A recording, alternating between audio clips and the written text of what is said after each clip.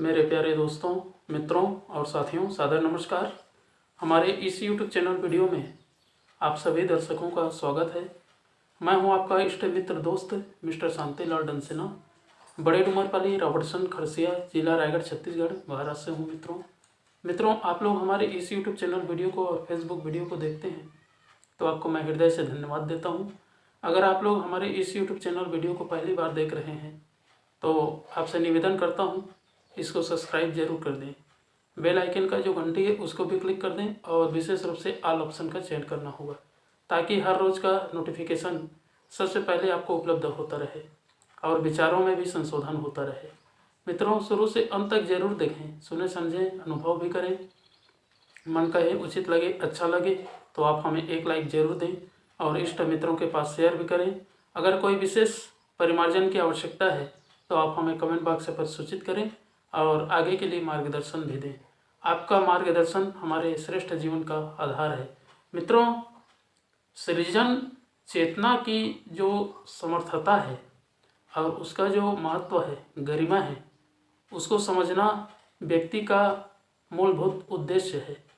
अगर हम सृजनात्मक क्षेत्रों में कदम उठाते हैं और आगे बढ़ने का प्रयास करते हैं तो हर प्रकार के चीज़ों का अन्वेषण करना पड़ता है, हर प्रकार के रहस्यों का निर्माण करना पड़ता है, तभी सृजन चेतना का विकास होगा और मस्तिष्क जो है विस्तृत होगा और तभी समर्थता बनेगी जब उसका सही उपयोग होगा।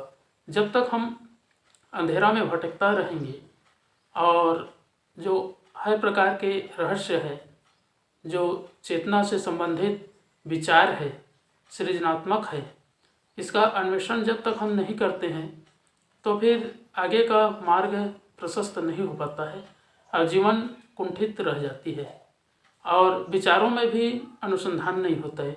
जब तक हम उसकी महत्व को, गरिमा को समझेंगे नहीं, अनुभव नहीं करेंगे तो फिर आगे भविष्य का निर्माण भी नहीं हो पाएगा। और भविष्य को अच्छा बनाना है तो सृजनात्मक, कलात्मक, रचनात्मक क्षेत्र में विकसित करना पड़ेगा और अपने अंदर जो सोया हुआ देवत्व शक्ति है उसको भी उभारना पड़ेगा, जगाना पड़ेगा और हर एक नई रहस्यों के साथ में, तथ्यों के साथ में जोड़ना पड़ेगा। तभी सृजनात्मक शैली आगे बढ़ेगी और उसकी जो समर्थता है वो भी अवगत होगा। जब तक हम सृजनात्मक क्षेत्र में अपना कदम बढ़ाते नहीं हैं, हर प्रकार के रचनाओं का अन्वेषण नहीं करते हैं तो फिर मूलभूत जो उद्देश्य रहता है, रहस्य रहता है, उससे वंचित रह जाते हैं। इसलिए इन सब चीज़ों का सर्वश्रेष्ठ विचारों के साथ में जोड़ करके, लक्ष्य बना करके अनुसंधान करना और जो सृजनात्मक चेतना है उसका अभिवर्धन करना मनुष्य का धर्म है और कर्तव्य है।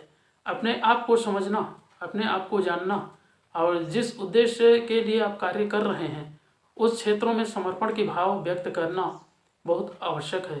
तभी सृजनात्मक शक्ति विस्तृत होती है और उसमें जो अद्भुत चेतना क्षमता है उसका भी विकास होता है, भविष्य का भी निर्माण होता है।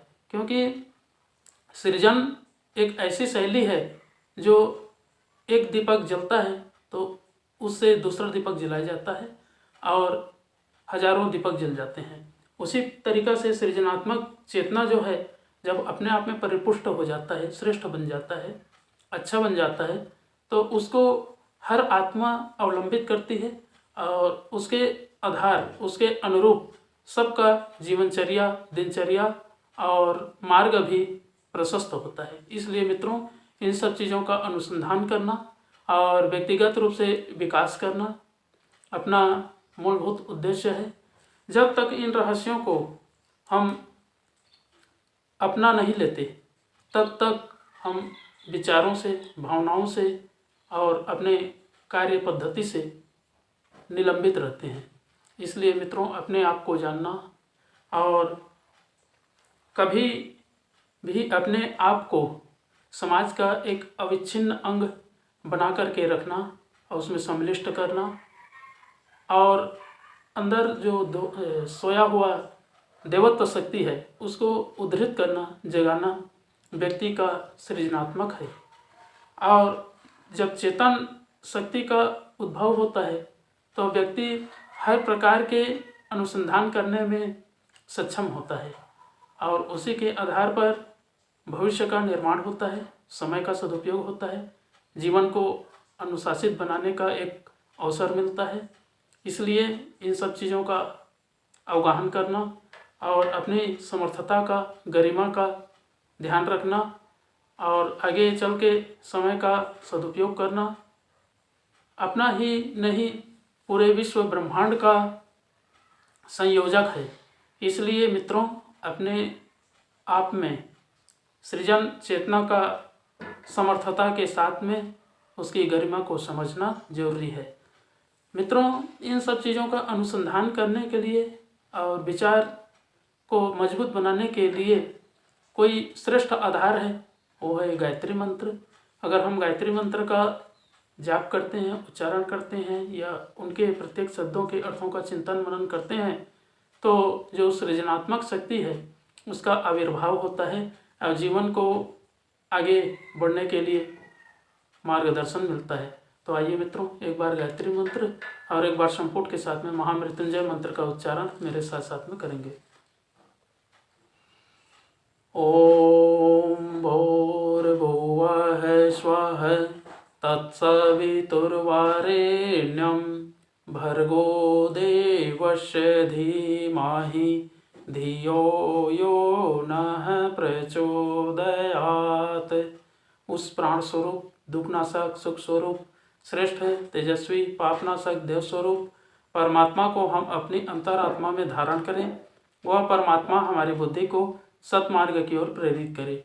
ओम हौम जौम सह ओम भूर्भुवः स्वः ओम त्र्यंबकम यजामहे सुगंधिम पुष्टिवर्धनम उर्वारुकमिव बंधनान् मृत्योर्मुक्षीयमामृतात्। ओम स्वः भुवः भुः ओम सः जौम हौम ओम मृत्युंजय महादेव त्राहि मां शरणागतम्। जन्म मृत्यु जरा व्याधि पीड़ितं कर्म बंधनाय ओम असंभवं संभव कर्तुमुद्यतं प्रचंड जंजावृत्तिरोध सक्षमं युगस्य निर्माण कृते समुद्यतं परम महाकाल मम नमाम्यहम्। ओम अस्तोमा सद्गमय तमसोमा ज्योतिर्गमय मृत्युर्मामृतं गमय। परम पूज्य गुरुदेव, वेद मूर्ति, तपोनिष्ठ, युग दृष्टा, युग प्रवर्तक, युग ऋषि, पंडित श्री राम शर्मा आचार्य जी, परम वंदनीय माता जी भगवती देवी शर्मा जी और आद्य माँ गायत्री माता, धरती माता, भारत माता, प्रकृति, पर्यावरण, सूर्यदेव, महाकाल भगवान, सरस्वती माँ, लक्ष्मी माता, सभी ग्रह नक्षत्र, अखिल विश्व ब्रह्मांड के सभी देवी देवताओं के सूक्ष्म संरक्षण में जितने भी हमारे यूट्यूब चैनल के माध्यम से या फेसबुक के माध्यम से और व्हाट्सएप स्टेटस के माध्यम से वीडियो देखते हैं, सुनते, समझते हैं या देख रहे हैं, ऐसे हमारे प्रिय आत्मीय, आदरणीय, सम्माननीय, परम हितैषी हमारे देवतुल्य भाइयों, देवी स्वरूपा माताओं बहनों, आप लोगों को मेरा सादर प्रणाम। ऋषि चिंतन के सानिध्य में से आज का जो एक बहुत ही अनमोल सुविचार है आपके पास प्रस्तुत कर रहा हूँ। आज का सुविचार है मित्रों, सृजन चेतना की समर्थता और गरिमा। बहुत ही अनमोल सुविचार है। ध्वंस सरल है, सृजन कठिन, पतन सहज है, उत्थान कष्ट साध्य है। उथली बाल क्रीड़ा कोई भी कर सकता है, पर समुद्र की गहराई में उतरकर मोती बटोरना किन्हीं साहसी गोताखोरों द्वारा ही बन पड़ता है। वातावरण में अवांछनीयता का समावेश करने में उथले लोग भी बहुत कुछ कर गुजरे हैं। विषैली घुटन उत्पन्न करने में कूड़े करकट की छोटी ढेरी भी तनिक सी चिंगारी का सहयोग पाकर सहज समर्थ हो जाती है, किंतु वातावरण में शांति, शीतलता भरने की बात तो अंतरिक्ष में व्याप्त बादल सोचते और कर गुजरते हैं। धरती की उर्वरता वर्षा के साथ अविच्छिन्न रूप से जुड़ी हुई है। मानवीय गरिमा को अक्षुण्ण और प्रखर बनाए रखने में युग मनीषा ही पावस की भूमिका निभाती है। सुखद संभावनाओं का फला फूला माहौल बनाने और वातावरण को नयनाभिराम उल्लासमय बनाने में बसंत का अवतरण ही सफल होता है।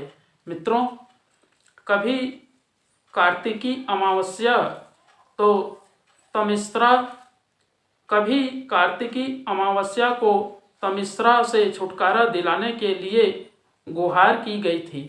सूरज चंद्रमा ने समर्थ होते हुए भी उसे अनसुनी कर दिया। तब छोटे दीपकों ने अपनी तुच्छता का संकोच न करते हुए अंधकार से जूझने का संकल्प प्राण हथेली पर रख कर किया था।